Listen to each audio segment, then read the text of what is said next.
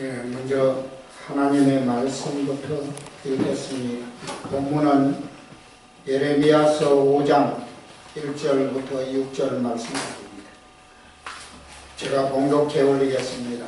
너희는 예루살렘 거리로 빨리 다니며 그 넓은 거리에서 찾아보고 알라. 너희가 만일 정의를 행하며 진리를 구하는 자를 한 사람이라도 찾으면 내가 이 성읍을 용서하리라. 그들이 여호와께서 살아계심을 두고 맹세할지라도 실상은 거짓 맹세니라. 여호와여, 주의 눈이 진리를 찾지 아니하시나이까? 주께서 그들을 치셨을지라도 그들이 아픈 줄을 알지 못하며 그들을 멸하셨을지라도 그들이 징계를 받지 아니하고 그들의 얼굴을 바위보다 굳게 하여 돌아오기를 싫어하므로 내가 말하기를 이 무리는 비천하고 어리석은 것뿐이라. 여호와의 길 자기 하나님의 법을 알지 못하니 내가 지도자들에게 가서 그들에게 말하리라. 그들은 여호와의 길 자기 하나님의 법을 안다 하였더니 그들도 일제히 멍에를 긋고 결박을 끊은지라. 그러므로 숯불에서 나오는 사자가 그들을 죽이며 사막의 이리가 그들을 멸하며 표범이 성읍들을 엿본적 거리로 나오는 자마다 지키리니 이는 그들의 허물이 많고 반역이 심함이니라. 아멘. 세상 사람들은 많은 사람이 힘을 낸다고 하고 위력이 있다고 합니다. 그러나 한 사람의 위력은 세상을 바꿀 수도 있고 사회를 변화시킬 수도 있습니다.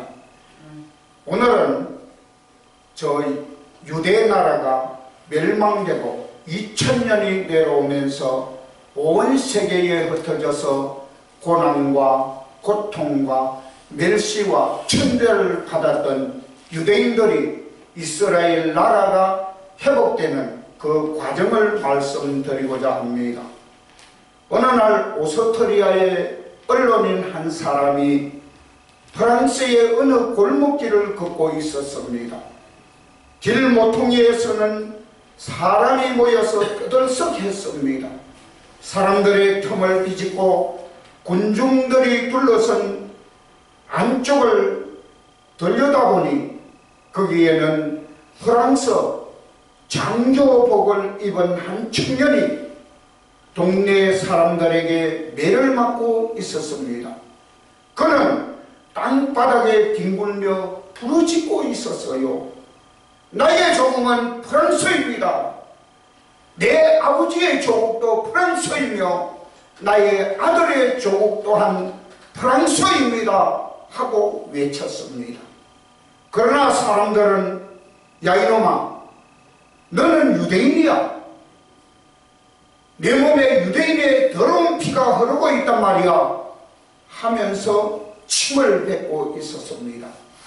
이 광경을 본 한 언론인은 오스트리아로 돌아가서 글을 쓰고 강연을 했습니다.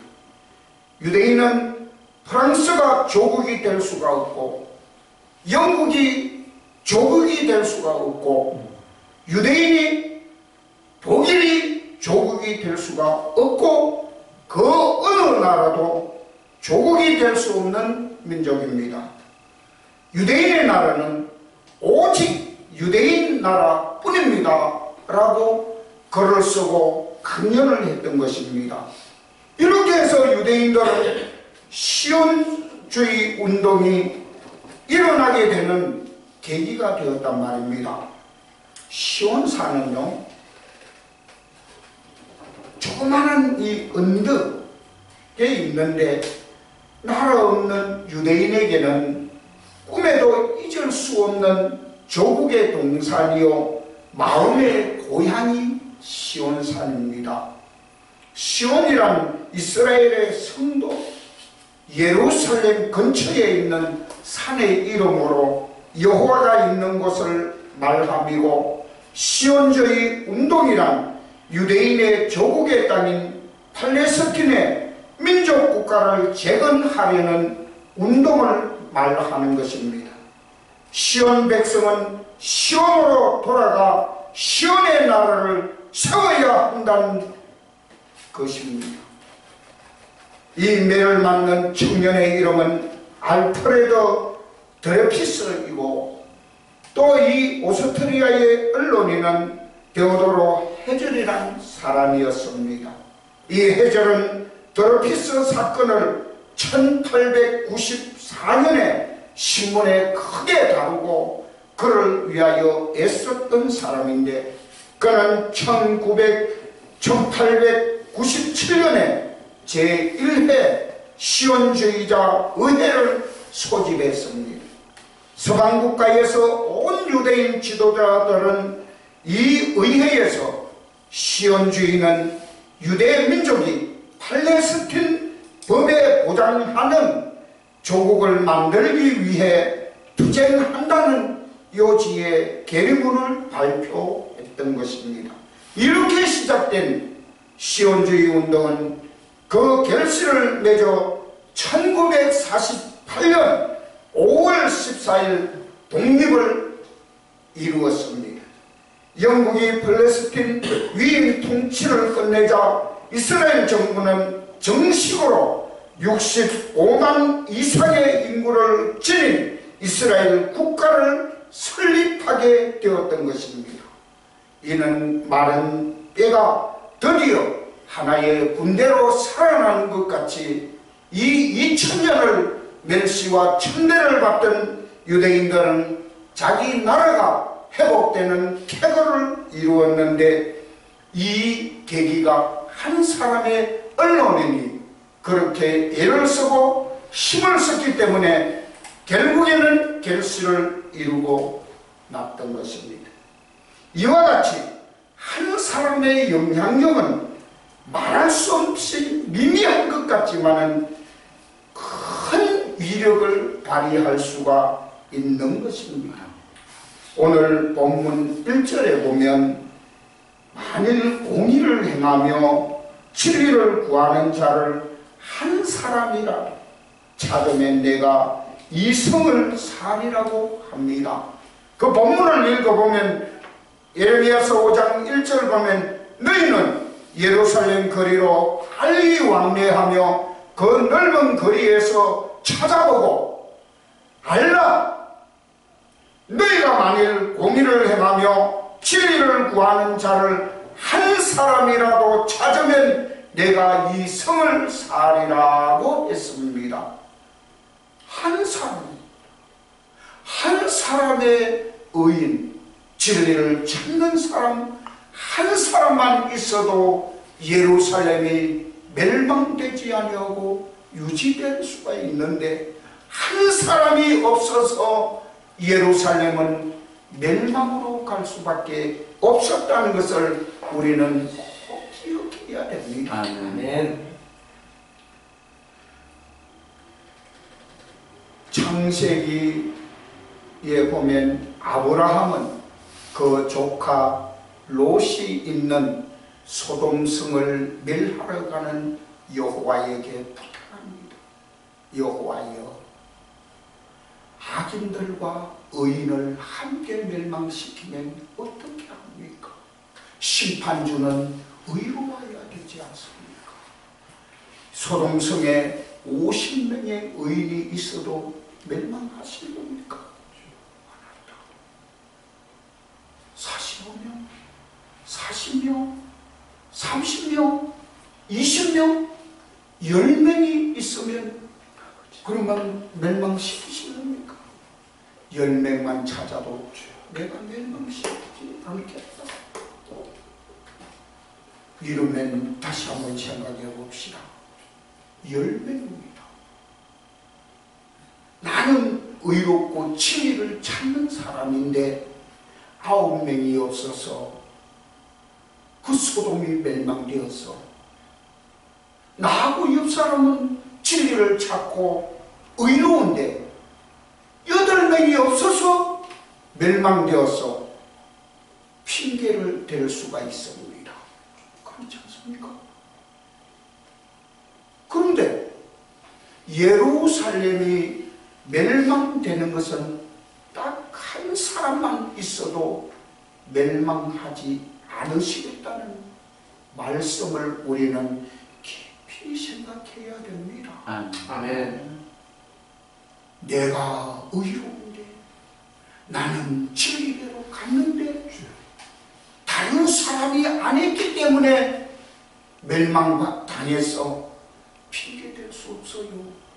나 한 사람이라도 진리를 찾고 의롭게 행하는 사람이었다면 예루살렘이 멸망되지 않을 것인데, 나 한 사람이 올바르게 갔더라면 한국 교회가 온전한 길로 갔을 것인데 핑계대지 못하는 것입니다.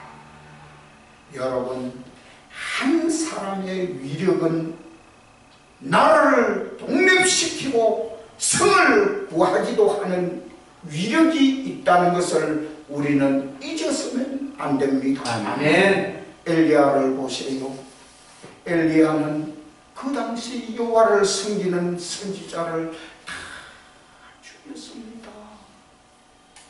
하나님, 선지자들 다 죽이고 나 하나 남았는데 나도 죽이려고 하네요. 그러나 물론 7,000명을 남겨두셨다는 우리 하나님의 말씀을 거론하기도 못하죠. 엘리야 한 사람은 여호와의 그 크신 은혜와 여호와가 하나님이신 것을 나타내기 위하여 그는 기도했습니다. 우리와 같은 성정을 가진 약하고 연약하고 깨어지기 쉬운 육신을 가진 그런 사람이지만은 그가 기도했을 때에 그 나라에는 3년 6개월 동안을 비가 오지 않았고, 그가 갈멜산에서 여호와가 하나님이신 것을 나타내시고 기도했을 때에 비가 왔단 말입니다. 한 사람 엘리야는 여호와의 살아계심을 나타내셨다는 것을 기억해야 됩니다. 아멘. 엘리사도 마찬가지지요. 엘리사가 이렇게 모압 왕을 치는 전쟁을 하러 나갔습니다. 물이 없어 다 죽게 되었을 때에 그 왕들이 엘리사에게 가서 좀 물이 좀 구해 주세요. 그때에 엘리사는 뭐라고 했습니까? 열왕기하 3장 14절에 보니까 엘리사가 가로되 내가 섬기는 만군의 여호와의 사심을 가리켜 맹세하노니 내가 만일 유대왕 여호사밧의 낯을 봄이 아니면 당신을 향하지도 아니하고 보지도 아니하였으니. 유다왕 엘리사벳이 그 장인 아합과 함께 모압을 쳐러 갔을 때에 이렇게 물이 없어 다 싸그리 죽을 수밖에 없을 때에 이 엘리사가 나가서 물이 나게 하는 그 역사를 일으켰습니다. 한 사람입니다. 여러 사람이 아니라 한 사람만 바로 서도 여호와께서는 용서의 역사가 일어난다는 것을 늘 기억해야 될 줄로 믿습니다. 네. 여러분, 한 사람의 범죄로 말미암아 사망이 돌아오고 한 사람 예수 그리스도로 말미암아 구원의 역사가 일어나는 것입니다. 이때에 우리는 어떻게 해야 합니까? 우리는 교세도 적고 미미하고 똑똑한 것도 없고 잘난 것도 없다. 그러니 잘난 사람에게 맡겨줘야 됩니까? 구약시대에 선지자들이 나타날 때에 화려한 또 큰 선지자만 활동했습니까? 아합이 죽을 때에 누가 아합을 길랏 나못으로 올라가서 죽게 할고 할 때에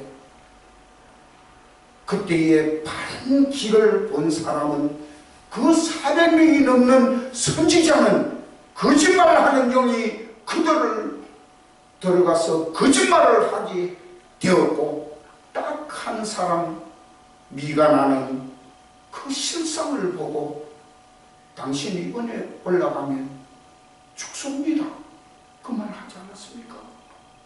그랬더니 이 아합이 그 말에 겁이 나서 자기가 왕의 수레에 타지 않고 일반인 수레에 타고 올라가다가 우연히 활 쏘는 자가 이 아합을 맞췄단 말입니다. 그래서 왕의 수레 같으면 빨리 밖으로 나가서 치료했으면 안 죽었을 것인데 일반 수레를 타고 갔더니 밖으로 나갈 수가 없었어요. 그러면 거기서 피를 너무 많이 죽었지. 여러분, 미가나 한 사람 얼마나 멸시받습니까? 아니 그거는 맨날 이상한 소리만 하고 흉한 소리만 있어서 그거는 안 데리고 왔어. 아합이 그렇게 이야기하지 않았습니까?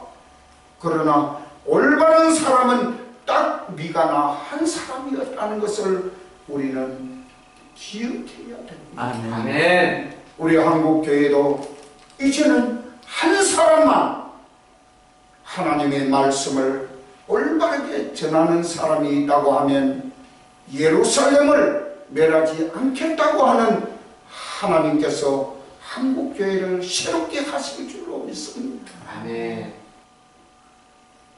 하나님께서는 이 땅의 것을 욕심을 두지 말고 하늘의 욕심을 두라. 아멘. 우리 주님 뭐라고 하십니까? 너희 보물을 땅에 쌓아두지 마라. 여기는 도둑이 도둑질하고 종이 먹으리라. 하늘에 쌓아둬라. 그거는 도둑도 없고 도둑도 없이 영원히 있다. 우리 주님 말씀하지 않았습니까?